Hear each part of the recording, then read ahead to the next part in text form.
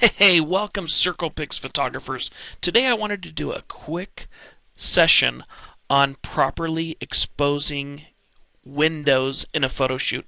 I'm going to show you some examples. I'm going to give you some ideas on how to fix these. These are one of the most trickiest things when shooting virtuals. It's one of the things that requires the most work, manually to fix when you're shooting a virtual. And let's take a look here at an example. This was sent in by one of our photographers. You can see here that we have some good looking pictures and some dark images. I'm just going to open up a couple of them here. You can see this picture here looks good, this looks good, and all of a sudden you've got a window in your picture, and what happens is the camera will make an exposure for the window. The camera sees that window and it tells the flash that it does not need to go off bright because it's really bright in the room, right? But that's just fooling the camera. It's not really bright in the room. The camera's reading the exposure off the window. So let's take a look at some more. These are dark. That's really dark. It's looking at the window thinking not bright.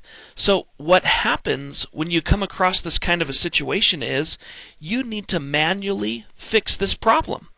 And the most successful way to do it is by increasing flash power. That way you still get a good looking window. Most of the time you get a good looking window, and increasing the flash power will fix the problem. We can take a look at another example here. Here in this kitchen, you can see all these pictures look fine. If we're looking at these pictures, these all look like, good pictures of the kitchen. And then all of a sudden, along comes the windows, and the pictures get dark. You can really see it in this layout here. Picture number 7, 8, 9, 10, 11. Not 11, but the other 4 here get pretty dark. Here, let me show you an example of some that I fixed. This is just at my desk here. You can see that these 4 pictures, they're looking all right. The exposure is good. And then all of a sudden we get to the window, and you can see inside the room starts to get dark.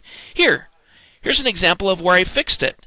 I took the series shot of the 4 window pictures, and then all I did to fix it in these 4 was turn up the power on the flash. Now most of you have the external flash where you can adjust the power on the flash just by switching it to manual and shooting in manual flash mode and increasing the power on your flash. Or if you don't have that option, you can increase the flash power using the camera.